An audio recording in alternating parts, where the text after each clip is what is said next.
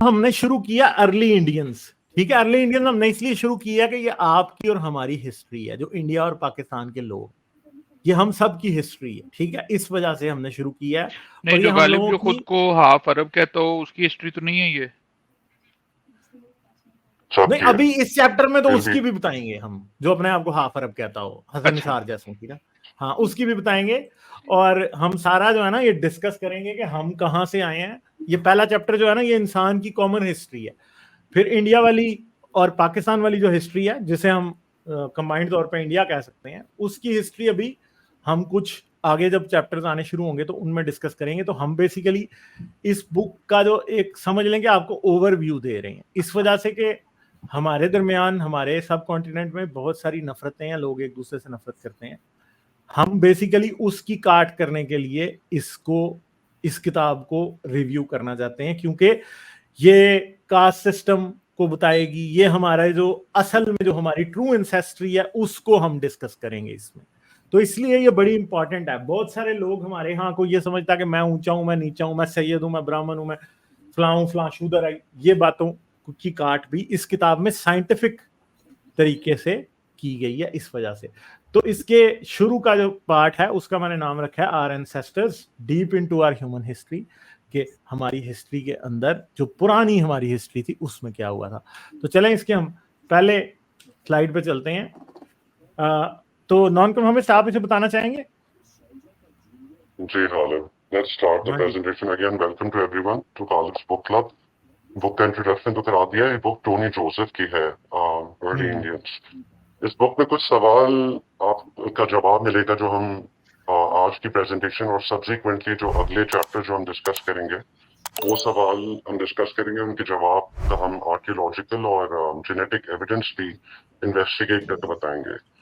तो क्या सवाल इस बुक में एक्सप्लोर होंगे वो ये हैं कि हमारे एंसेस्टर्स कौन थे। जैसे खालिद ने बताया कि हमारे जो हिंदुस्तान या साउथ एशिया में जो कौम रहती है, जो आइडेंटिफाई करती है, कभी कोई कहता है हम आर्यंस के लीनियज से हैं, कोई कहता है हम सैयद हैं या अरब से हैं, टर्क से हैं, अफगान से हैं, इरानियन से हैं। तो you will actually find out कि जो the first migrants who came to India वो किस एरिया से बिलोंग करते थे। और दूसरा सवाल ये कि कास्ट सिस्टम भी गालिब ने बताया कि कास्ट सिस्टम की क्या हिस्ट्री है, वो भी आगे जाकर आपको चैप्टर्स में पता चलेगी। और again everything will be investigated in light of genetic evidence. अब हम होमो सेपियंस के जो क्लोजेस्ट रिलेटिव्स जो नॉन लिविंग है, जो अब नहीं है एग्जिस्टेंस में, उनमें ऑस्ट्रेलोपिथेकस, होमो हैबिलिस, होमो इरेक्टस और होमो हाइडलबर्जेनस एंड निएंडरथल्स हैं, डेनिसोवन्स हैं। तो हमारा उनके साथ डीएनए मिलता है। आप देखेंगे every human being non African के पास जो डीएनए है वो 2% निएंडरथल डीएनए से सिमिलर है। और उसमें मेलेनेशियंस, जैसे people from Papua New Guinea जिन्हें पापुअन्स कहते हैं, और ऑस्ट्रेलियन एबोरिजिनल्स जो हैं उनमें तो 6% डेनिसोवन डीएनए मिलता है। ये मेलेनेशियंस, पापुअन्स, ये सारे ऑस्ट्रेलेशियन कॉन्टिनेंट से हैं, जो ऑस्ट्रेलिया और जो पैसिफिक आइलैंड्स हैं वहां की पॉपुलेशन को रेफर किया जाता है। होमो इरेक्टस वी नो दैट वो 1.89 मिलियन ईयर्स से लेकर 18 लाख से लेके 143,000 1,43,000 साल तक एशिया और अफ्रीका में था। जी करें प्लीज। जी। और हमें पता है कि 18 लाख साल पुराना भी हमारे पास एविडेंस उसका है, जो फॉसिल मिला है जो कि जॉर्जिया से मिला है। इसके अलावा जावा मैन भी जो है का फॉसिल इंडोनेशिया से मिला है, जो कि होमो इरेक्टस स्पीशीज है। हमारी काफी commonalities and we know that they are our common ancestors from the hominid species. Homo heidelbergensis जो है 7 लाख से 2 लाख साल के बीच के अरसे में उनके फॉसिल्स मिलते हैं कि वो उस टाइम एटलीस्ट 2 लाख साल तक वो जिंदा रहे हैं। सो बेसिकली इसमें स्टाइल में ये बताया हुआ है कि हमारे जो दूसरे कॉमन एंसेस्टर्स थे जो होमिनिड स्पीशीज के, और वो किस जगह थे, अफ्रीका में, एशिया में और यूरोप में निएंडरथल्स थे।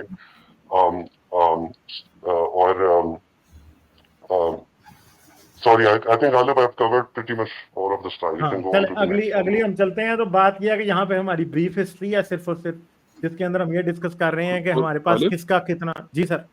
वो होमो नलेडी को इस लिस्ट में हम भूल गए।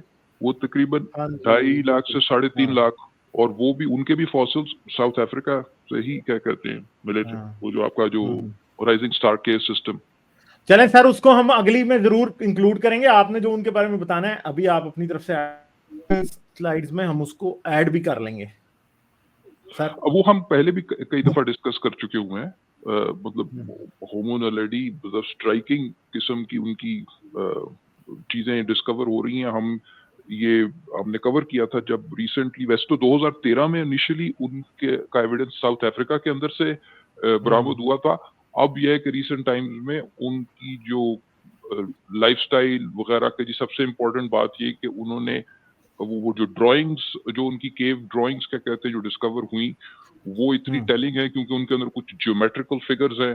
तो आपको ये भी लगता है कि उन्हें ना सिर्फ ये कि वो ड्राइंग्स कर रहे थे, बल्कि they were obsessed with certain geometrical shapes and figures which is striking. वो जिन चीजों से ड्रॉ कर रहे थे वो लग रहा है जिस तरीके से जो आपका जो सूट नहीं होता, जो धुआं होता है, आपने कभी नोटिस किया होगा कि अगर हम किसी मोमबत्ती को, किसी कैंडल को दीवार के पास लेकर जाए तो दीवार काली हो जाती है। हाँ जी, तो हाँ जी, एग्जैक्टली। वो सूट जो है, जो उसका धुआं है, उससे वो बेसिकली वो काफी प्योर फॉर्म ऑफ कार्बन होता है। हाँ जी, बिल्कुल वो कार्बन है, और वो आपको एक वो ब्लैक मार्क छोड़ के जाता है, तो उसको लिखने के लिए इस्तेमाल किया जा सकता है। तो वो जो उनकी ड्राइंग्स है ना, वो सूट से बनी हुई है। जब मैं पढ़ रहा था तो मुझे सबसे ज्यादा जो रिमार्केबल बात लगी थी वो ये थी कि वो उस सूट से, वो जो धुएं से वो लिख रहे थे। और इसी का नेक्स्ट कंक्लूजन ये है जो आपने पॉपुलर मीडिया में भी पढ़ा होगा कि वो आग को डिस्कवर कर चुके हुए थे। ठीक है, इसी का ये है। लेकिन ये है कि चूंकि ड्राइंग्स जो है वो धुएं से थी, वो एक रिमार्केबल पीसेस ऑफ एविडेंस है। बाकी लोगों ने डॉक्यूमेंट्रीज तो देखी होंगी। आगे चल। ठीक है, तो पिछले 3000 साल में बहुत सारे एम्पायर्स, किंगडम्स हमारे सामने आए हैं। ठीक है, नेशनलिज्म जो है 18वीं 19वीं सदी में हमारे सामने आया। ठीक है, और इंसान की जो कम्युनिटी है उसका जो एक्सेप्शनल स्टेटस है वो इस किताब के अंदर बेसिकली उसको एक हिसाब से चैलेंज भी किया जाएगा और एक्सप्लेन भी किया जाएगा। ठीक है, अब हम आ जाते हैं हड़प्पन सिविलाइजेशन की तरफ। Harappan civilization basically Indus valley civilization जिसको कहते हैं, ये आज के करंट पाकिस्तान के अंदर मौजूद थी, और कुछ जो वेस्टर्न इंडिया था वहां पे भी ये मौजूद थी। आज का करंट पाकिस्तान और वेस्टर्न इंडिया वहां पे मौजूद थी। हड़प्पन सिविलाइजेशन की जो पीक है वो 4600 साल पहले से लेके 3900 साल, यानी 2600 बीसी से लेके 1900 बीसी तक हड़प्पन सिविलाइजेशन जो थी वो अपनी पीक पे थी। कि ये लोग बड़े सक्सेसफुल थे, इनके बड़े शहर थे, गांव थे, इनकी सिविलाइजेशन पूरी चल रही थी। ठीक है, मगर मसला ये है कि सब कॉन्टिनेंट की हिस्ट्री इससे बहुत पीछे जाती है। ठीक है, तो वो क्या है, अगर हम देखें अब यहाँ पे ये जो स्लाइड है ये बहुत इंपॉर्टेंट है। ठीक है, आज से तकरीबन अगर मैं यहाँ पे आपको लेजर पॉइंटर से दिखाऊं, 2 लाख साल पहले इंसान इस जगह पे इवॉल्व हुआ था, सेंट्रल अफ्रीका के अंदर। ठीक है जी, यहाँ पे, और फिर यहां से इंसान साउथ अफ्रीका की तरफ गए और वेस्ट अफ्रीका की तरफ गए। तो फिर आज से तकरीबन 70,000 से 50,000 साल पहले इंसान जो है वो अरेबियन पेनिनसुला में, आज के सऊदी अरब में इंसान के हमें क्या मिले हैं, निशानात मिले हैं। फिर उसके बाद डायरेक्टली हमें इंसान इंडिया से होता हुआ 50,000 साल पहले इंसान जो है वो ऑस्ट्रेलिया में भी पहुंच चुका था, और 45 से 35,000 साल पहले यहाँ पे आइबेरियन पेनिनसुला जो कि स्पेन है वहां पे भी इंसान पहुंच चुका था। 45 से 35,000 साल पहले इसी वक्त जब इंसान आइबेरियन पेनिनसुला में अब आ चुका था, उसी टाइम इंसान येलो रिवर वाली सिविलाइजेशन वाली जगह जो है चाइना में, वहां पे भी पहुंच चुका था। और तकरीबन 20 से 15,000 साल पहले इंसान जो है ये सब कुछ क्रॉस करता हुआ ऊपर से जो अलास्कन ब्रिज था उसे क्रॉस करके नॉर्थ अमेरिका के थ्रू आज से 15 से 12,000 साल पहले साउथ अमेरिका की टिप तक नीचे पहुंच चुका था, और 2500 साल पहले इंसान पोलिनेशियन आइलैंड में पहुंचा था। तो हमें जो एक बात नजर आती है वो क्या है कि इंसान की एवोल्यूशन, और इसको ये जो 2 लाख साल पहले कहा जाता है ये अब ब्लैंकेट इससे भी पीछे जा चुका है।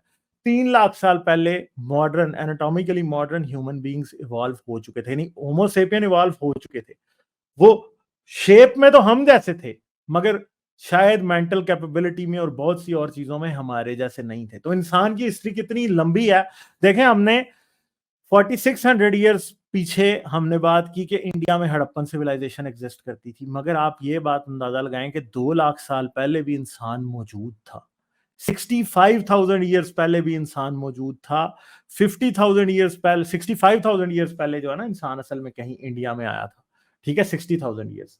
तो ये इतनी लंबी हिस्ट्री है हमारे पास, रिकॉर्डेड हिस्ट्री जो हमारे पास है ना, वो हमारी हिस्ट्री का 5% भी नहीं है, बल्कि शायद 1 और 2% के दरमियान हिस्ट्री को हम रिकॉर्ड कर पाए। और बाकी की हमारी सारी हिस्ट्री जितनी भी है वो बेसिकली वो ऐसी हिस्ट्री है कि उसका हमें पता ही नहीं है। ठीक है जी, तो ये बात है। इधर ऐड करेंगे आप लोग कुछ? नहीं गालिब, बड़ा अच्छा डिपिक्शन है, it's very clear, thank you. अच्छा, इसमें एक तो और बात ये भी लिखी हुई थी गालिब, if you reverse back to the G G slide, के जी जी जी जी जैसे इंडिया में मल्टीपल माइग्रेशंस हुई और ये पूरी प्रेजेंटेशन इज बेस्ड ऑन के it was not just the Aryan जो आए थे इंडिया में, लेकिन पिछली हड़प्पन इंडस सिविलाइजेशन भी एग्जिस्ट करती थी। तो आर्यन की history goes is after that civilization, Indus civilization, लेकिन उससे पहले भी मल्टीपल सेटलमेंट्स रही हैं इंडिया में, जो हम सेकंड सेक्शन में बात करेंगे जिसके बारे में। यूरोप के बारे में बताया हुआ कि यूरोप में 2 मास माइग्रेशन हुई थी। पहले तो वेस्टर्न एशिया से जो फार्मर्स थे, जो एग्रीकल्चरल कम्युनिटी थी, जिस तरह से मेहरगढ़ की कम्युनिटी वहाँ, वो भी वेस्ट एशिया से आकर बलूचिस्तान के एरिया में बेस्ड हुए थे। सिमिलरली वेस्ट एशिया से फार्मर कम्युनिटी उठकर जाकर हंटर गैदरर्स के साथ एसिमिलेट होकर या उनको रिप्लेस कर दिया था, जो यूरोप में थी। सेकंड जो मास माइग्रेशन हुई थी वो यूरेशियन स्टेप से हुई थी अराउंड 5000 ईयर्स अगो, जिसमें यूरोप की कम्युनिटी सेकंड टाइम रिप्लेस या एसिमिलेट हुई थी with the Eurasian people who move there to Europe. ये सेकंड बात इसमें ये लिखी है। तो सिमिलरली इंडिया में भी इसी तरह से मल्टीपल माइग्रेशन हुई है। तो आप किसी एक अपने आप को लीनियर से एसोसिएट नहीं कर सकते। This is a huge dough of pizza and there are multiple migrations and multiple people have contributed to make our DNA today in the form that it is. जी फादर। अच्छा जी, तो हम आगे चलते हैं। इंडो यूरोपियन आर्यंस जो थे वो आज से 4000 साल पहले इंडिया में आए थे, जब हड़प्पन सिविलाइजेशन का डिक्लाइन शुरू हो चुका था। ठीक है, इंडो यूरोपियन आर्यंस कहां से आए? ये स्टेप्स से आए थे। स्टेप्स का इलाका वो है जहां पे आज तकरीबन आज Uzbekistan, Tajikistan, Turkmenistan, Azerbaijan, Armenia, ये वो सारा एरिया है। यानी ईरान के नॉर्थ से लेके टर्की तक ये सारा वो एरिया है जिससे ये लोग आए थे। ठीक है, डीएनए एविडेंस क्या सपोर्ट करता है कि आर्यन माइग्रेशन हुई थी। ठीक है, और डीएनए एविडेंस में ये भी बताता है कि इंडियंस जो है वो जेनेटिकली बहुत डाइवर्स ग्रुप है साउथ एशिया में। ठीक है, कि और ये बताता है कि ये कोई भी ऐसी रेस नहीं है जैसे ब्राह्मण है वो कहते हैं जी हम बड़े प्योर रेस हैं, या आपको ये कह देंगे दूसरे सैयद कह देंगे हम बड़ी प्योर रेस हैं। ऐसा कोई प्योर रेस का कॉन्सेप्ट असल में नहीं है। ये जो रेशियल डिफरेंसेस हैं या जो कास्ट बेस्ड डिफरेंसेस हैं वो सारे के सारे बहुत बाद में बनाए गए हैं। ये हम जब सारी बातें इसकी कवर करेंगे तो ये बात प्रॉपरली डीबंक हो जाएगी कि कास्ट सिस्टम एक मिथ है और कास्ट सिस्टम एक जहालत से ज्यादा कुछ भी नहीं है। ठीक है, डीएनए एविडेंस, इंडियंस का डीएनए एविडेंस भी हमें ये बताता है कि आउट ऑफ अफ्रीका जो बेसिकली थ्योरी है वो सच है, ना कि आउट ऑफ इंडिया थ्योरी सच है। बहुत सारे जो हमारे हिंदुत्ववादी हैं, आरएसएस वाले और बहुत सारे ऐसे इनके ग्रुप्स हैं जो कि डॉगमेटिक हिंदुइज्म पे बेस करते हैं, वो क्या कहते हैं? वो ये कहते हैं कि ह्यूमन बींग्स इंडिया में पैदा हुए थे फिर यहां से गए, और फिर वो ऐसे लोग हैं जो कि राम को आज से लाखों साल पहले या tens of thousands of years पहले प्लेस करते हैं। तो उनके लिए ये बहुत बड़ा प्रॉब्लम हो जाता है कि राम अगर ब्राह्मण था तो राम जो है ब्राह्मण डीएनए वाले लोग तो इंडिया में आज से 4000 साल पहले से पीछे रहते ही नहीं थे, तो फिर वो कैसे रिकंसाइल करेंगे अपने हिंदुइज्म को? इसलिए उसके लिए हर किस्म की मेंटल जिम्नास्टिक्स की जाती हैं। ठीक है, जो बात तो फिर ये बात है कि जितनी भी नॉन अफ्रीकन पॉपुलेशन है, चाहे वो इंडियंस हैं, चाहे वो यूरोपियंस हैं, चाहे वो चाइनीज हैं, नॉर्थ अमेरिकन, साउथ अमेरिकन हैं, ऑस्ट्रेलियंस हैं, ये सब के सब असल में निकले अफ्रीका ही से थे। ठीक है, तो ये आए कब थे दूसरे रीजन्स में? कोई 70,000 साल पहले आया, कोई 50,000, कोई 60,000 साल पहले। जैसे कि जो सबसे अर्ली इंडियंस थे ना, जो होमोसेपियंस आए थे इंडिया में, वो आज से तकरीबन 60,000 ईयर्स पहले आए थे, जिनका डीएनए आज द्रविडियंस में पाया जाता है, ठीक है, जिनका डीएनए आज नॉन आर्यन इंडियंस के अंदर पाया जाता है। और ये याद रखिएगा कि उन पुराने 60,000 ईयर्स ओल्ड इंडियंस का डीएनए जो है वो हमारे ब्राह्मण्स में भी पाया जाता है, फ्रॉम द मदर साइड। वो बात हम बड़ी डिटेल से आगे हम लोग डिस्कस करेंगे, ठीक है। अच्छा जी, हम आगे चलते हैं। अच्छा, सब्सटेंशियल सर, मैं चाहूंगा कि ये आप एक्सप्लेन करें सर। जी, तो इस स्लाइड पर तो आप बेसिक डीएनए के स्ट्रक्चर के बारे में बात कर रहे हैं। तो देखें भाइयों, हम तो कई बार डिस्कस कर चुके हैं कि जो material from generation to generation pass on होता है उसको हम डीएनए कहते हैं, डीऑक्सीराइबोन्यूक्लिक एसिड। हम उसके स्ट्रक्चर में फिलहाल नहीं जाएंगे। आप ऐसे समझें कि डीएनए एक बहुत लंबा किस्म का एक स्ट्रिंग है जिसको 23 हिस्सों में तकसीम किया जाता है। वो जो 23 हिस्सों में से एक हिस्सा जो है उसको हम क्रोमोसोम बोलते हैं। बाय एंड लार्ज क्रोमोसोम की डेफिनेशन ये है कि वो जब इनहेरिट होता है तो वो एज अ होल मूव करता है। ठीक है, डिफरेंट क्रोमोसोम्स जो हैं वो मूव कर सकते हैं। ये एक अलग बात है कि डिफरेंट क्रोमोसोम के दरमियान भी एक मिक्सिंग हो सकती है जिसको क्रॉसिंग ओवर कहते हैं, लेकिन हम उसको उस कॉम्प्लेक्सिटी को फिलहाल इग्नोर कर देते हैं। तो ये जो आपका जो डीएनए है प्राइमरीली जिसको हम देख रहे हैं इस वक्त, ये आपका बॉडी के हर सेल के अंदर उसका जो सेंटर है उसको न्यूक्लियस कहते हैं। उस न्यूक्लियस के अंदर ये डीएनए कंटेन्ड होता है, ठीक है। हमारे अंदर पेयर्स ऑफ क्रोमोसोम्स होते हैं। एक उस पेयर का एक मेंबर जो है वो हमने अपने एक पेरेंट से इनहेरिट किया होता है, एक माँ की तरफ से इनहेरिट किया होता है और एक बाप की तरफ से इनहेरिट किया होता है। तो ये बात याद रखें कि जब जब हमारे पास ये पूरा डबल सेट होता है तो इसको बोला जाता है डिप्लॉयड सेट, ठीक है। डाई मतलब दो। और जब ये अलहदा होते हैं एक दूसरे से, जब हम हमारे फर्ज करें जो जर्म सेल्स हैं, स्पर्म्स या एग्स में जब जाते हैं, तो लोगों ने पढ़ा होगा कि जब मायोसिस होता है तो वो जब जर्म सेल्स बनते हैं तो आधे क्रोमोसोम जो हैं वो उसमें जाते हैं, स्पर्म में या एग में। तो उसको आधे को बोला जाता है हैप्लॉइड सेट। इस पर हम आगे बात करेंगे, लेकिन मैं यहाँ पर एक जरा दूर कर दूं एक बेसिक लेवल का कंफ्यूजन। वो ये है कि हम सिंगल को आधा इस वजह से कहते हैं, हैप्लॉइड जो सिंगल सेट ऑफ क्रोमोसोम है उसको हैप्लॉइड इस वजह से कहते हैं क्योंकि आम तौर पर बहुत सारे ऑर्गेनिजम्स में दो दो का पेयर होता है, यानी डिप्लॉइड सिस्टम है। मगर ये कोई लाइफ का रूल नहीं है। Just to be like clear, आपके पास ऐसी ऐसी भी लाइफ फॉर्म्स हैं जिसमें जो टेट्राप्लॉइड होते हैं, जिनमें 4-4 सेट्स ऑफ क्रोमोसोम होते हैं। हेक्साप्लॉइड होते हैं जिनमें 6-6 सेट्स ऑफ क्रोमोसोम होते हैं और कुछ में 8-8 सेट से भी ऊपर होते हैं। ऑक्टाप्लॉइड जिन्हें बोलते हैं, तो इस चीज को पॉलीप्लॉइड ही बोलते हैं। तो ऑक्टाप्लॉइड के केस में जो आधा होगा उसका वो 4 होगा। लेकिन चूंकि हम ज्यादातर डिप्लॉइड लाइफ को देखते हैं, उस कॉन्टेक्स्ट में हैप्लॉइड का मतलब है सिंगल सेट ऑफ क्रोमोसोम्स। बाकी यह है कि ये क्रोमोसोम्स के एंड के ऊपर जो आपको रेड जो कैप्स नजर आ रही है, इनको टेलोमियर्स कहते हैं। आपको याद होगा गालिब ने अपनी प्रेजेंटेशन में पहले भी दिखाया था कि जो खास तौर पर 2A और 2B क्रोमोसोम है उसके दरमियान में आपको एक टेलोमियर ही नजर आता है, जिसकी वजह से आपको लगता ही है कि जिसकी वजह से जो कि एक बड़ा एविडेंस है कि ये क्रोमोसोम्स फ्यूज किए थे। हम इधर माइटोकॉन्ड्रियल डीएनए की बात इसी स्लाइड पर करना चाहते हैं या आगे करें? आगे कर लेते हैं सर। नहीं ये मतलब आ आगे गई दूसरी, ये फिगर है। स्लाइड आ गई, ये हाँ ये देखें। अच्छा जी, तो ये ऐसा है। वैसे ये मुझे स्लाइड पहले ही ले आनी चाहिए थी, मैंने भी हाँ ये मैंने गौर नहीं किया। ये है माइटोकॉन्ड्रिया वाली। हाँ, लेकिन इस स्लाइड के पिछले ऊपर आपने कोई एक दो वर्ड्स कहने हैं तो कह दें। हाँ जी, आई थिंक एक्सप्लेन पिछली तो आप पहले स्लाइड कर को चुके भी हैं। हम देख हाँ लेते हैं। आप ये हाँ देख रहे हैं कि जो ये 23 जो पेयर्स हैं, ठीक है। ये जो आपको स्लाइड में नजर आ रहा है 1, उसमें आपको 2 नजर आ रहे हैं, 2 2 नजर आ रहे हैं। ये सारे एक साइज के नहीं है। आपने ये देखा कोई छोटा है कोई बड़ा है। जब हम छोटे बड़े की बात करते हैं तो उससे मुराद ये है कि वो कितने बेस पेयर्स लॉन्ग है। जो टोटल ह्यूमन जीनोम है वो 3 बिलियन बेस पेयर्स, 3 बिलियन का मतलब क्या है कि 3 के आगे 9 जीरोस लगे हुए हैं, ठीक है जी, 3 into 10 to the power 9।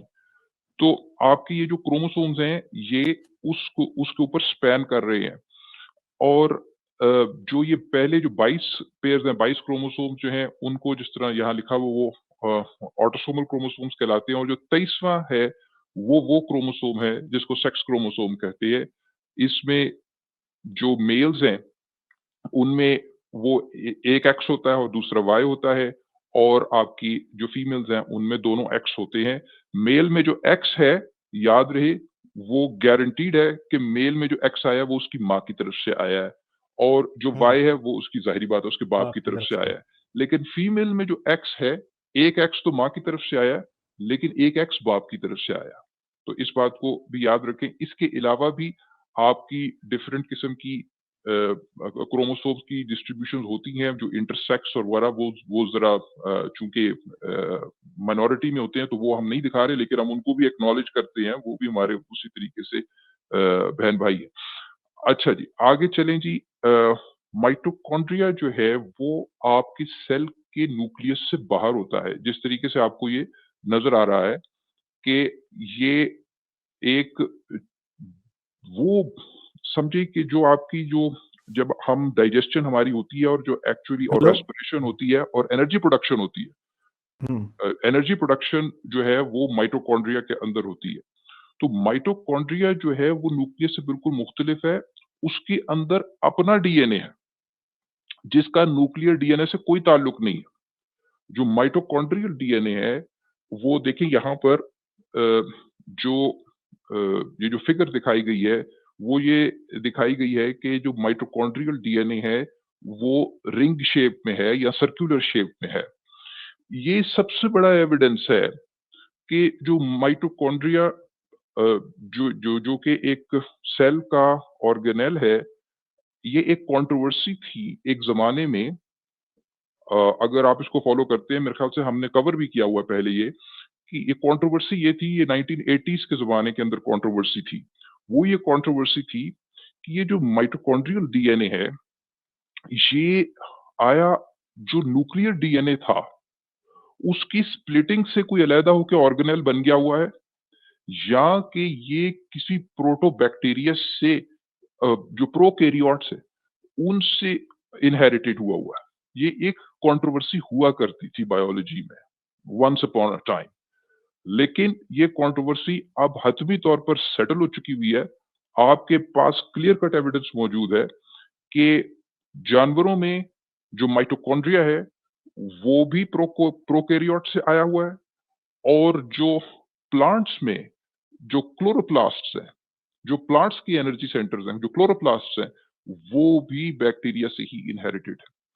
इसका सबसे बड़ा एविडेंस ना सिर्फ ये कि आपके पास वो जीन्स जो उनकी खासतौर पे जो जो राइबोसोमल आरएनए के अंदर जो लिंक्स बने हुए हैं माइटोकॉन्ड्रिया डीएनए के उस प्रोकैरियोट बैक्टीरिया के साथ, उसका मैच इतना टेलिंग है कि वो आपको बताता है कि जी ये हम एंसेस्ट्री जो माइटोकॉन्ड्रियल डीएनए की है वो प्रोकैरियोट से है।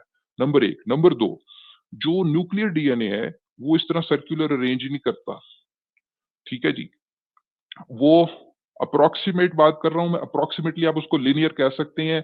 इट्स बहुत ज्यादा उसके अंदर ट्विस्ट एंड टर्न्स हैं, वो एक अलग स्टोरी है, मगर वो कंटिन्यूअसली चलता जाता है। It's not circular. सर्कुलर का टेक्निकल मतलब यह है कि जी अगर एक एंड है तो उसी पे आकर दोबारा से दूसरे एंड में जुड़ जाना है। ऐसा नहीं है न्यूक्लियर डीएनए में।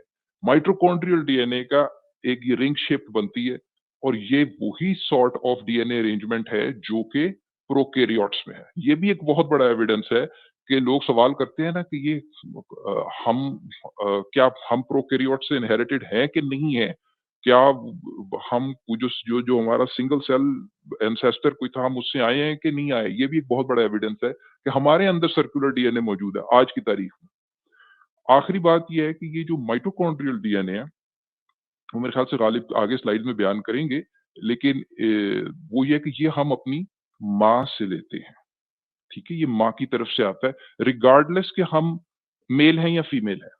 अगर हम मेल भी हैं, तो बहैसियत मेल मेरे अंदर जो माइटोकॉन्ड्रियल डीएनए है वो मेरी मदर की तरफ से आया है, और अगर फीमेल है उसके पास भी जो माइटोकॉन्ड्रियल डीएनए वो मदर की तरफ से आया है। अच्छा, आपको आवाज आ रही है तालिब की? अब मुझे आपकी आवाज आई है। और किसी की नहीं आ रही, आप दोनों के सिवा।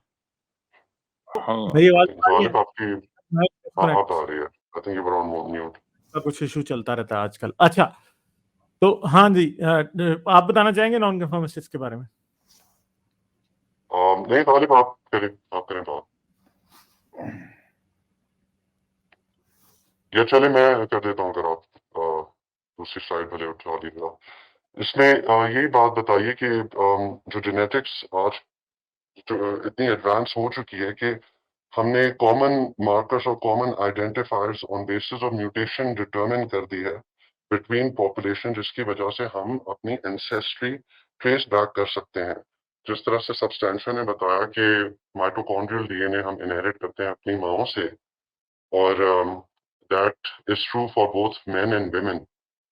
माइटोकॉन्ड्रियल डीएनए की फिर हम लीनिएज ट्रेस बैक कर सकते हैं to the female who emerged out of Africa। आज जो हमारे पास जो हैप्लोग्रुप्स का डाटा अवेलेबल है, जो सैम्पलिंग थॉरो सैम्पलिंग के बाद, और जो उसमें डीएनए मार्कर्स जो हैं कॉमन म्यूटेशंस की बेसिस पे जो अरेंज किया गया है थ्रू आउट जो आउट ऑफ अफ्रीका पॉपुलेशंस का, उसका सबका लिंक निकलता है L3 जो है haplogroup। That is basically the one of the woman who had that Ghalib, would you want to assist me? I think I'm kind of getting confused here. ऐसा है कि हैप्लो ग्रुप को हम define कर दें पहले। मुझे नहीं पता कि आगे स्लाइड्स में गालिब ने डिफाइन किया है कि हेलो, मेरी आवाज आ रही है? नहीं, यही पे आप कर लें। हाँ, यहीं पकड़ लें। मेरे ख्याल से आगे वो दिखाएंगे अपनी स्लाइड्स में। तो जरा हैप्लो ग्रुप्स को हम कर देते हैं यार गालिब के साथ थे, एक सेकंड सर, उसकी आवाज बीच में है, शायद आपको नहीं आई। उसके साथ मेरे ख्याल में कोई प्रॉब्लम आ रही है। आवाज मेरी आ रही है अब आई है। चलें, ठीक है, सही है। अच्छा, ये वाली स्लाइड हो गई है ना? हाँ, हेलो, मेरी आवाज आ रही है आप लोगों को? मुझे हाँ, गालिब आ रही है। अब ठीक है, ठीक है, आगे चलते हैं। अच्छा, तो हाँ जी, इसको स्लाइड को कवर करना है अभी, तो हम ये बात कर सकते हैं कि हाँ, कर लिया वैसे कवर। आप करें। अच्छा, तो ये आप ये देख सकते हैं कि असल में जो न्यूक्लियर डीएनए है वो सबको अपने तमाम एंसेस्टर से मिलता है। यानी अगर आपका कोई आज से 10वीं पीढ़ी में भी कोई एंसेस्टर था ना, तो उसका डीएनए आप तक जरूर आ रहा है।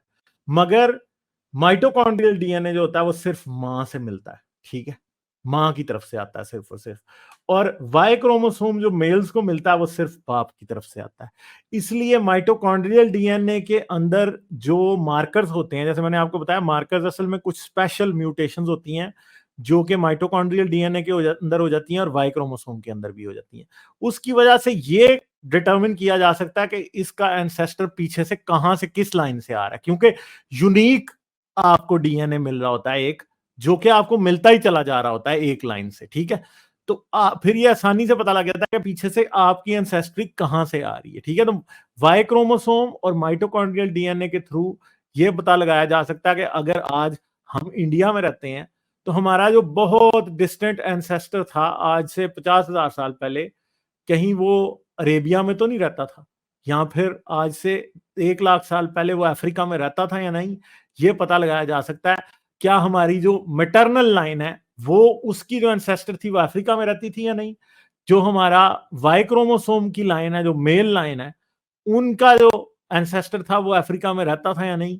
ऐसे भी पता लगाया जा सकता है कि 30,000 साल वाले पुराने वाला कहां पे रहता था, तो एक रफ एस्टिमेट आपको दिया जा सकता है कि वो कहां पे रहता था। तो इससे हमें पता लग जाता है कि हमारे एंसेस्टर्स कहां थे और कहां से आए थे, जेनेटिक क्लॉक्स की बेस पे, डीएनए मार्कर्स की बेस पे, हैप्लो, और फिर ये जो डिफरेंट किस्म की म्यूटेशंस होती हैं वाई क्रोमोसोम डीएनए के अंदर, जो मार्कर म्यूटेशंस होती हैं और जो माइटोकॉन्ड्रियल डीएनए के अंदर होती हैं, इनकी बेस पे जेनेटिक हैप्लो ग्रुप्स बनाए जाते हैं। हैप्लो ग्रुप वो होता है कि बहुत सारे लोग एक हैप्लो ग्रुप में फॉल करते हैं क्योंकि उनकी मैटरनल लाइन या माँ की तरफ से आने वाला डीएनए, या माँ जो थी वो कोई बहुत पुराने वक्त में एक थी। यानी एक बात है कि अगर मेरा और आसिम भाई का माइटोकॉन्ड्रियल डीएनए का जो ग्रुप है वो सेम है, यानी हमारा माइटोकॉन्ड्रियल हैप्लोग्रुप अगर सेम है, तो हमें ये बात पता चलेगी कि आज से 10,000 साल पहले या 5,000 साल पहले कोई एक ही औरत थी जिसकी बेटियों से आगे लाइन चल के मुझ तक और आसिम भाई तक आई है। और अगर मेरा और सब्सटेंशिया सर का एक ही वाई क्रोमोसोम वाला हैप्लोग्रुप है, तो इसका मतलब है कि आज से 3-4 हजार साल पहले या जब भी जिस वक्त भी जो मेरी और इनका जो एक कॉमन एंसेस्टर मेल था कोई आज से 10,000 साल पहले या 5,000 साल पहले, उसके डिफरेंट तरीके होते हैं जिनके थ्रू पता चलाया जा सकता है। सब्सटेंशिया सर, आप यहाँ पे कुछ ऐड करना चाहेंगे? जी, जी, जी। तो वो ऐसा है कि ये तो आपने क्लियर कर दिया कि ये हैप्लो ग्रुप्स वो ग्रुप्स हैं जो कि कॉमन लेवल पर हम शेयर करते हैं माइटोकॉन्ड्रियल डीएनए को या अपने वाई क्रोमोसोम के डीएनए को। इनको हैप्लो ग्रुप्स इसी वजह से कहा जा रहा है क्योंकि ये आपके उस आधे हिस्से ऑफ क्रोम जो दूसरा सेट है उसकी बेसिस पर ये कॉमनैलिटी जो है असेस की जा रही है। और कॉमनैलिटी असेस करने के बुनियादी तरीके यही हैं कि वैसे तो न्यूक्लियोटाइड सिंगल न्यूक्लियोटाइड लेवल के ऊपर एग्रीमेंट देखा जा सकता है जाता है, लेकिन फिर कुछ मोटिव्स होते हैं। मोटिव से मतलब कोई रिपेटिटिव पैटर्न्स होते हैं डीएनए के अंदर, उनकी अकरेंस को भी देखा जाता है कि जी कहाँ तक ये कॉमन जा रहे हैं इन द पास्ट। ठीक है, तो उसका भी एनालिसिस करके तो फिर आपका ये असेस किया जाता है कि जी आप कौन से हैप्लो ग्रुप में हैं माइटोकॉन्ड्रियल हिसाब से और वाई क्रोमोसोम के हिसाब से। तो इधर गालिब एक्सप्लेन करेंगे, ये बड़ा अच्छा आई थिंक कलर मैप है according to different haplogroups और उनकी जियोग्राफिकल डिस्ट्रीब्यूशन जमीन के ऊपर। तो अब यहाँ पे आप ये देख सकते हैं, यहाँ पे एक ग्रुप है L0, ठीक है, ये L0, L1, L2 और L0 इधर कहीं लिखा होगा। ये जो है सबसे पुराने हैप्लो ग्रुप्स हैं, ठीक है जी, L1 और M7 भी सबसे पुराना है। यानी ये भी याद रखें कि एक हैप्लो ग्रुप से दूसरा हैप्लो ग्रुप निकलता है, ठीक है।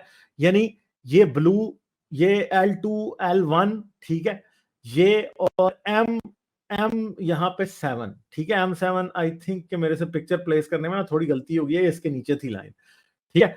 तो वो सबसे पुराने हैं, ये यहाँ पे कहीं पे पाए जाते हैं। ये वाला जो हैप्लो ग्रुप है ना, ये वाला, ये और ये सबसे पुराने हैं। और जैसे आप ये देख सकते हैं कि यहाँ पे ये वाला जो है ना, ये भी सबसे पुराने हैं। तो ये सबसे पुराने हैं, फिर इनसे ये वाले निकलते हैं, फिर इनसे आगे ये वाले निकलते हैं और ये वाले निकलते हैं। यानी मसला ये है कि यहाँ पे कुछ मेल्स रहते थे, उनसे निकल के कुछ मेल्स यहाँ पे माइग्रेट कर गए, फिर उनके बेटों को जारी बात है उनसे मिला, कुछ नई म्यूटेशंस हो गई यहाँ पे, फिर वो यहाँ से यहाँ चले गए, फिर चलते चलते यूं। तो इवन के जो इंसान की माइग्रेटरी हिस्ट्री है ना, वो वाई क्रोमोसोम के हैप्लोग्रुप से और इवन के माइटोकॉन्ड्रियल डीएनए के हैप्लोग्रुप से अच्छे तरीके से बताई जा सकती है। यानी ये भी एक ब्रांचिंग है। ये ब्रांच का भी टेबल आशा करेंगे अगले में ना एक आपको ब्रांच वाइज भी दिखा देंगे कि कैसे ये होता है। अच्छा, और ये जो एम्प्टी डीएनए का है, ठीक है, तो सबसे पुराना जो एम्प्टी डीएनए है ना, वो यहाँ पे L1 है, सही है, ये वाला, ठीक है, L1 सबसे पुराना है। L1 से L2 और L3 निकले हैं। तो एग्जैक्टली माइटोकॉन्ड्रियल ईव जो थी ना, वो असल में उसी जगह पे थी इथोपिया में जहां पे इंसान इवॉल्व हुआ है। फिर यहां से निकल के देखें, सारे इंसान जितने भी हैं, हम सब का कॉमन एंसेस्टर किसी टाइम पे हम में से सबसे ज्यादा का अरेबिया में भी रहा है। ये उस वक्त की बात है जब अरेबिया ग्रीन होता था प्रॉपरली, ठीक है। फिर वहां से यूरोप गए। अब देखें, L1 से L3 निकला, L3 से N माइटोकॉन्ड्रियल ईव का निकला। यानी एक वक्त ऐसा था कि आपकी और मेरी को बहुत पुरानी परनानी जो है ना, वो अरब में रहती थी, ठीक है, सब इंडियंस की, इवन के सब यूरोपियंस की भी, सब नॉर्थ अमेरिकन और साउथ अमेरिकन, पॉलिनेशियन आइलैंड वाले, न्यूजीलैंड वाले, ऑस्ट्रेलिया वाले, सब इंसानों की यहां भी रहती थी, ठीक है। तो यहां से फिर ये गई, तो यहाँ पे ये तकरीबन इटली वाला एरिया आ गया। इटली वाले एरिया से आइबेरियन पेनिनसुला में गए, तो वहां पे तकरीबन IJK और वाले हैप्लोग्रुप निकले।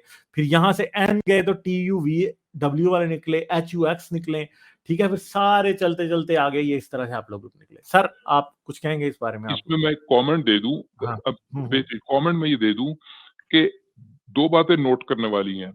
एक तो ये है कि ये जो हिस्ट्री रिकंस्ट्रक्ट होकर हमारे सामने आ रही है, ये किसी मौर्रख ने नहीं लिखी, ये किसी हिस्टोरियन ने नहीं लिखी। हाँ पहली बात ये है कि टाइम फ्रेम ही इतना ज्यादा है कि हिस्टोरियन खुद नहीं थे जो इतने पुराने हैं। दूसरी बात ये है कि ये जो हिस्ट्री रिकंस्ट्रक्ट हेलो हो रही है, हेलो आवाज आ रही? आ रही अब आ रही है। हाँ जी, ये जो हिस्ट्री रिकंस्ट्रक्ट हो रही है, ये हार्डकोर डीएनए की एविडेंस से और इन हैप्लो ग्रुप्स की माइटोकॉन्ड्रियल हैप्लो ग्रुप्स और वाई क्रोमोसोम के हैप्लो ग्रुप्स की डिस्ट्रीब्यूशन से ये वाली माइग्रेशन की हिस्ट्री रिकंस्ट्रक्ट हो रही है। याद रहे कि इस हिस्ट्री के अंदर यकीन रखना और एविडेंस, ये स्ट्रॉन्गर एविडेंस है as compared to a documented history जो पिछले 5000 साल के अंदर किसी इंसान की लिखी हुई मौजूद है, क्योंकि उसके अंदर इंटरेस्ट्स हो सकते हैं मौर्रखों के। मौर्रख जो हैं वो मर्सिनरीज हो सकते हैं वक्त के हुक्मरान के, उनमें इंटरेस्ट आपको लगेगा कि डॉक्यूमेंटेड हिस्ट्री जो है उस पर मैं यकीन करूं या दूसरी फॉर्म ऑफ हिस्ट्री के ऊपर यकीन करूं। तो ये जो फॉर्म है ना, ये जो तरीका है, जो मेथडोलॉजी है टू रिकंस्ट्रक्ट हिस्ट्री, ये ज्यादा रिलायबल है क्योंकि इसमें इंसानों की इंटरेस्ट नहीं है। ये तो जो थी डिस्ट्रीब्यूशन वो है। तो इस बात को याद रखें, और डॉक्यूमेंटेड हिस्ट्री कोई इतना रिलायबल एविडेंस नहीं है जो इंसानों ने लिखी हुई है पिछले 5000 या 10,000 साल की जो आपको मिलती है, वो तो उसकी कोई हैसियत नहीं है इस रिकंस्ट्रक्टेड हिस्ट्री के सामने। चलें सर आगे चलते हैं। तो अफ्रीकन जो है उनके पास L0, L1, L1A, L1C ये सारे के सारे हैप्लो ग्रुप्स हैं, जो कि बाकी की दुनिया में जितने भी हैप्लो ग्रुप्स निकले हैं वो बाद में आए हैं और बाद में बने हैं। ठीक है, तो अब एक और चीज है, L3 के दो और डिसेंडेंट्स हैं, N और M। फिर उससे आगे ये जो आपको मैप नजर आ रहा है वो सारा ये अभी हमने एक्सप्लेन कर ही दिया कि कैसे हैं। तो सबसे आखिरी माइग्रेशन जो है वो कहाँ पे हो रही थी? यहाँ पे हो रही थी। ठीक है, और यहाँ पे कहीं ये इधर हुई थी पॉलिनेशियन आइलैंड में, जिनको हैप्लोग्रुप B ही डील कर रहा है असल में। ठीक है, तो ये आप देखेंगे यहाँ पे ये सबसे आखिरी X वाले और ये सारे आखिरी ग्रुप्स हैं जो कि दिए गए हैं। जो अर्ली ग्रुप्स हैं वो ये हैं, खासतौर पे L1, L2, L3, N, M। ठीक है, तो आप ये याद रखेंगे इंडिया और पाकिस्तान में M जो है वो तकरीबन माइटोकॉन्ड्रियल डीएनए का हम सब का M है। ठीक है, और ये याद रखिएगा कि ब्राह्मणों का भी माइटोकॉन्ड्रियल डीएनए M ही है।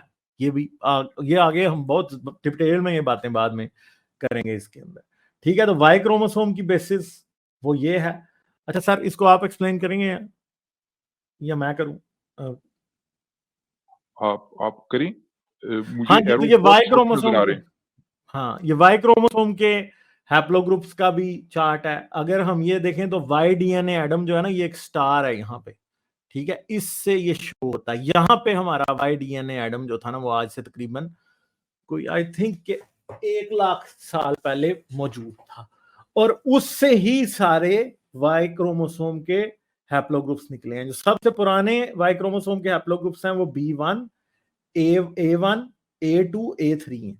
फिर A1, A2 से फिर आगे B2 और E2, A3 ये सारे निकले हैं। और फिर हमारे पास J1E जो है वो यहाँ पे आता है, और इसके बाद फिर यहाँ से और हैप्लोग्रुप्स निकलते हैं। यूरोप में R1B पाया जाता है। ठीक है, इंडिया के अंदर जो द्रविडियंस का वाई क्रोमोसोम का हैप्लोग्रुप है वो H है।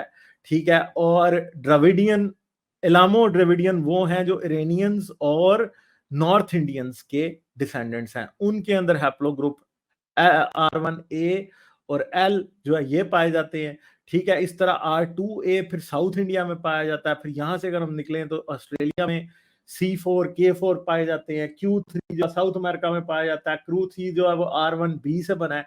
हमारे पास इंडिया में R1A है तो यहाँ पे R1B है। R1B जो है वो Q3 से, और फिर और इस तरह से सारा चलता चलता R1B उन स्कैंडिनेवियंस के साथ भी आया, जिनके बारे में आज हम जानते हैं कि उन्होंने भी किसी टाइम अमेरिका में क्रॉस किया था। ठीक है, तो ये सारी चीजें हैं जो कि यहाँ पे पाई जाती हैं, और बहुत ही डाइवर्स इंसान की हिस्ट्री है। अगर डीएनए हैप्लोग्रुप्स के मुताबिक देखा जाए तो बहुत ही डिफरेंट किस्म की हिस्ट्री एक हमारे सामने नजर के आती है। जितने हमारे रिलीजियस व्यूज हैं वो सारे के सारे ये तोड़ के रख देती है। कभी इंसान ने बाइबल के मुताबिक, कुरान के मुताबिक ये सोचा भी नहीं था कि हम अफ्रीका से आए होंगे। ठीक है, लोग समझते थे, बिब्लिकल जो भी हिस्ट्री वाले लोग हैं वो समझते थे कि इराक ईरान से इंसान कहीं निकला, फर्टाइल क्रेसेंट के अंदर से, ठीक है। इंडिया वाले ये समझते थे कि वो जी हम इंडिक रिलीजन ये समझते थे हम इंडिया में हमारा ओरिजिन हुआ है। चाइना वाले समझते थे कि वो हमारा चाइना में ओरिजिन हुआ है। साउथ अमेरिका वाले, नॉर्थ अमेरिका वाले समझते थे कि अपनी जगहों पे हुआ है। मगर मसला यह है कि आज एक ऐसी डिस्कनेक्टेड लैंड, अगर हम पीछे अपनी ही 10-15 जनरेशन पीछे चले जाएं, बल्कि 3-4-5 जनरेशन पीछे चले जाएं, जब हमारे एंसेस्टर जो थे आज से 100 साल पहले, उनके वहमो गुमान में भी ये बात नहीं होगी कि हमारा ओरिजिन असल में अफ्रीका से हो रहा है, ठीक है। मगर आज साइंस ने ये सब बातें क्लियर करके हमारे सामने रख दी, ठीक है। सर कुछ इस बारे में नॉन कन्फर्मिस्ट आप? जी गालिब, इसमें एक मैं बात ऐड करूं कि वाकई में चौंका देने वाली बात है जब लोग सुनते हैं कि हम सब अफ्रीका से डिसेंड करते हैं, हमारे एंसेस्टर्स अफ्रीकन थे। और हमने सर्वाइवल ऑफ द सिकेस्ट बुक में डिस्कस किया था कि क्लाइमेट और एनवायरमेंटल चेंजेस, सनलाइट, टेम्परेचर, ये 500 से 1000 साल के अरसे के अंदर ही आपकी जो फिजिकल फॉर्म है वो चेंज कर देता है। हमने बात की थी कि डार्क स्किन कैसे लाइट हो जाती है when it moves to an area जहां पर सन एक्सपोजर कम हो, और उस कम एक्सपोजर को से ज्यादा विटामिन डी बनाने के लिए एब्जॉर्प्शन ज्यादा हो जाती है, जिसकी वजह से मेलानिन आपके रिजल्ट्स पे इफेक्ट पड़ता है। And then obviously it may your skin basically produces I think less melanin, less था गालिब, मोर था आई थिंक, और light skin I think it was less melanin, ठीक है। yes. Yeah, so that allows you to absorb more sunlight जहाँ exposure कम है। तो obviously skin tone change हुए, वहाँ जो environment था, ecology थी, climate था, उसकी वजह से features change हुए। तो obviously evolution की वजह से 500 to 1000 years में ये changes आ गए जो हम African से different दिखते हैं आज के ज़माने में। जी हाँ जी, एक और बात गालिब जो मेरे ज़हन में आ रही है इस टाइम, मैं ये क्लैरिफाई कर दूं कि बात होती है मोलेक्युलर क्लॉक्स की और टाइमलाइंस की। इस बात को याद रखें कि जो रिलेटिव प्लेसमेंट्स है ना इन हैप्लो ग्रुप्स की, रिलेटिव प्लेसमेंट से मुराद ये कि कौन सा पहले है कौन सा बाद में है, उसका कोई ताल्लुक नहीं है मोलेक्युलर क्लॉक से, उसका कोय ताल्लुक नहीं है उस म्यूटेशन रेट की बेसिस पर टाइम की एस्टिमेशन से। वो बात बिल्कुल क्या कहते हैं, regardless of the actual time lapse कि कौन सा पहले आया था, उनकी जो रिलेटिव प्लेसमेंट है और कौन सा बाद में आया था, वो तकरीबन आप समझें कि ज्यादा हतमी है। वो इस वजह से कि जो पेरेंट है, अगर जो रूट है, रूट के अंदर अगर कुछ डीएनए के पोर्शंस कॉमन हैं जो उसके दोनों, फर्ज करें ब्रांच आउट हो रहा है, एक ब्रांच बन रही है लेफ्ट साइड और राइट साइड पर, उसके एलिमेंट्स कुछ दोनों में शेयर्ड है, मगर वो आपस में वो जो चिल्ड्रन है उनके अंदर वो वेरिएशन है। तो आप ये एस्टेब्लिश कर सकते हैं कि ये इनका कॉमन एंसेस्टर है, बिकॉज उसके कुछ हिस्से दोनों में मौजूद हैं लेकिन इनके हिस्से आपस में वहां पर डिफरेंट है। ठीक है, अच्छा, इसका इस बात से कोई ताल्लुक नहीं कि एक्चुअल टाइम कितना लैप्स हुआ है। तो जो रिलेटिव प्लेसमेंट है ना, वो तो बिल्कुल ही क्लियर है। अच्छा, फिर उसके बाद जाहिर बात है कि जो एक्चुअल टाइम लैप्स है वो मोलेक्युलर क्लॉक की बेसिस पर है कि वो जो आपकी छोटी छोटी जो म्यूटेशंस हैं उनकी रेट की बेसिस पर आप एस्टिमेट करते हैं कि एक्चुअल टाइम कितना लैप्स हुआ होगा। वो एक डिफरेंट बात है। और इनकी रिलेटिव प्लेसमेंट, कौन पुराना है कौन नया है, यानी जो डायरेक्शन है ना, ये जो आपको जो ये माइग्रेशन की जो डायरेक्शन है, ये सिर्फ उस रिलेटिव प्लेसमेंट से डिटरमिन हो जाती है। हाँ, फिर टाइमलाइन के लिए आपको मोलेक्युलर क्लॉक का सहारा लेना पड़ता है। आगे चलो।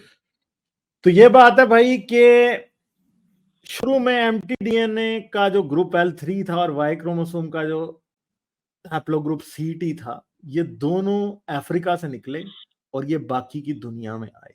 ठीक है, और इससे ही हमें पता लगता है कि माइग्रेशन जो है यहां से हुई थी। ठीक है, और एक सिंगल इवेंट नहीं थी, मल्टीपल इवेंट्स थे। ठीक है, और नॉन अफ्रीकन जितने भी हैं वो इस हैप्लोग्रुप से L3 से ही डिसेंड किए हैं। ठीक है, और L1 और L2 जो है यहाँ पे इंडिजिनस तौर पे अफ्रीका के अंदर पाए जाते थे।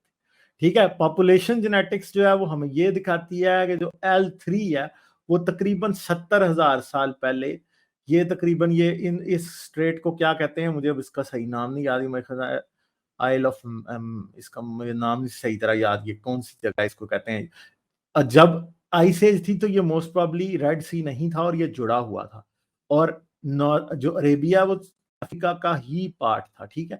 तो ये यहाँ से क्रॉस करके ये आई थिंक ये स्ट्रेट्स ऑफ, मुझे सही याद नहीं, स्ट्रेट्स ऑफ मलाक्का है ये या कोई और है, इधर से क्रॉस करके ये इधर आए, फिर I think Strait of Hormuz. I think Hormuz.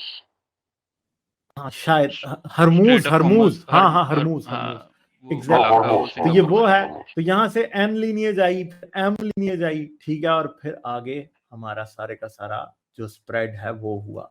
तो यहाँ पे जो आउट ऑफ इंडिया थ्योरी है वो उसकी कोई वैल्यू नहीं है, जेनेटिक्स उसे किसी तरह से भी कोई सपोर्ट नहीं करती, ठीक है। हमें ये बात नजर आती है कि out of Africa he main चीज है, ठीक है। दूसरी बात ये है कि ये जो वैदिक पीरियड है और फलाएं और ढमकाएं, तो राम आज से लाखों साल पहले था। राम अगर आज से लाखों साल पहले था तो Ram was definitely in Africa, he was not in India. Ganga Jamuna के पास वो नहीं रहता था, ठीक है। अगर एडम की बात की जाए तो Adam was also in Africa, और अफ्रीका में हमें कोई गार्डन ऑफ ईडन तो आज तक मिला नहीं है, ठीक है। तो दूसरी बात यह है कि ये जो हम माइटोकॉन्ड्रियल ईव और वाई क्रोमोसोम एडम की बात कर रहे हैं, वाई क्रोमोसोम एडम और माइटोकॉन्ड्रियल ईव जो है ये सिर्फ एक मजाक है नामों का। असल में हम सिर्फ एक ऐसा इंडिविजुअल जो कि बहुत पास्ट में हमारा इंसेस्टर था उसकी बात कर रहे हैं। इस बात का 100% इम्कान है कि वाई क्रोमोसोम एडम जो था वो माइटोकॉन्ड्रियल ईव का ग्रेट ग्रेट ग्रेट ग्रैंडसन था।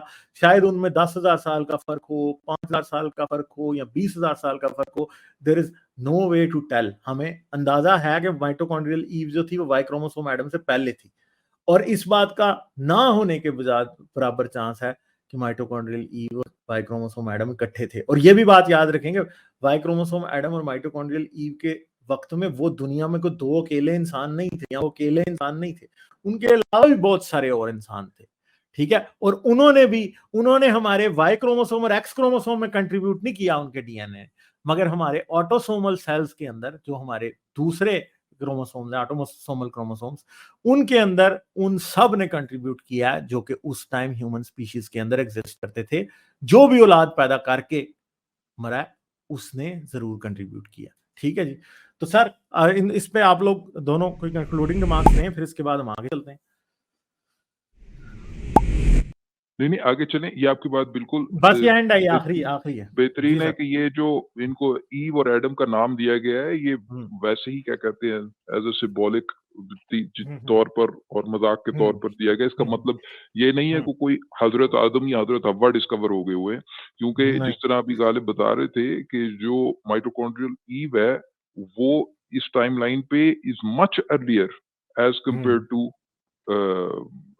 जो वाई डीएनए एडम है। तो वो उस तरह बात नहीं हो रही क्योंकि को exist at the same time कर रहे थे ये एडम और ईव। ये सिर्फ नाम दिया गया है, आपको इससे पुराने भी डिस्कवर हो सकते हैं आने वाले वक्त में। ये ओल्डेस्ट है टू दिस डेट। अच्छा सर, मैं जरा थोड़ी करेक्शन कर दूं उसमें। जी जो स्ट्रेट जो कनेक्ट करती है यमन को जिबूती जो अफ्रीका रीजन है, that is Bab al Mandab strait, that's what it's called. Al Mandeb, ठीक है सर। हाँ चलें, थैंक यू। लाइक, शेयर और सब्सक्राइब करना मत भूलें। इसके साथ साथ आप मेरे चैनल को पेट्रियन पर सपोर्ट कर सकते हैं। पेट्रियन का लिंक वीडियो की डिस्क्रिप्शन में है।